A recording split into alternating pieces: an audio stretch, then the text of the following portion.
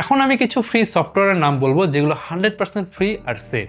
যেসব crack software আমরা regular use করি সেগুলোর বেস্ট অল্টারনেটিভস। গ্রাফিক্স ডিজাইনের জগতে অ্যাডোবি ফটোশপ অনেক পপুলার, বাট এটা কিন্তু ফ্রি না। অনেকে আমরা এটা ক্র্যাক ভার্সন চালাই। তো আপনি অ্যাডোবি ফটোশপের পরিবর্তে অ্যাফিনিটি বা ক্রিটা ফ্রি ইউজ করতে পারেন।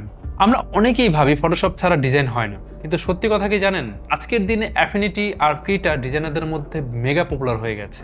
তারপর অ্যাডোবি অ্যাক্রোবেট পিডিএফ এডিটরের বদলে আপনি পিডিএফ গিয়ার ইউজ করতে পারেন। এটা একদম ফ্রি। যখন আপনি পিডিএফ এডিট করতে যান তখন দেখেন যে অ্যাডোবি অ্যাক্রোবেট হচ্ছে সাবস্ক্রিপশন চায়। এখন প্রশ্ন হলো, শুধু পিডিএফ এডিটিং এর জন্য আমি টাকা কেন খরচ করব? ঝামেলা নাই, পিডিএফ গিয়ার ইউজ করেন, পুরোপুরি free PDF editor. Merge, split, compress, convert সবই আছে। আচ্ছা, পাসওয়ার্ড ম্যানেজার বলতেই মানুষ শুধু লাস্ট পাসের কথা ভাবে, বাট যদিও লাস্ট পাস আগে ফ্রি ছিল কিন্তু এখন সাবস্ক্রিপশন লাগে। কিন্তু আপনি কি জানেন বিটওয়ার্ডেন এখন বিশ্বের সবচেয়ে ট্রাস্টেড ওপেন সোর্স অপশন? এটা কিন্তু একদম ফ্রি ক্লাউড সিঙ্ক সহ। ওপেন সোর্স, কোড পাবলিক, মানে লুকানো কোনো ট্র্যাকিং নেই। মিউজিক বানানোর জন্য আমরা অনেকেই ক্র্যাকড অডাসিটি বা এফএল স্টুডিও ইউজ করি, বাট আপনি এর পরিবর্তে LMMS ইউজ করতে পারেন। এটা ওপেন সোর্স, পুরোপুরি free. MIDI support, beat making, synth সবই আছে। আচ্ছা, ভিডিও এডিটিং শেখার শুরুতেই অনেকেই cracked, Premiere Pro, Filmora download করে, বাট আপনি ফ্রিতে প্রফেশনাল ভিডিও এডিট করতে চাইলে Kdenlive ইউজ করতে পারেন। এটা সম্পূর্ণ ফ্রি, ইন্টারফেস একদম প্রিমিয়ার প্রোর মতো, তাই বুঝতে কোনো অসুবিধা হবে না।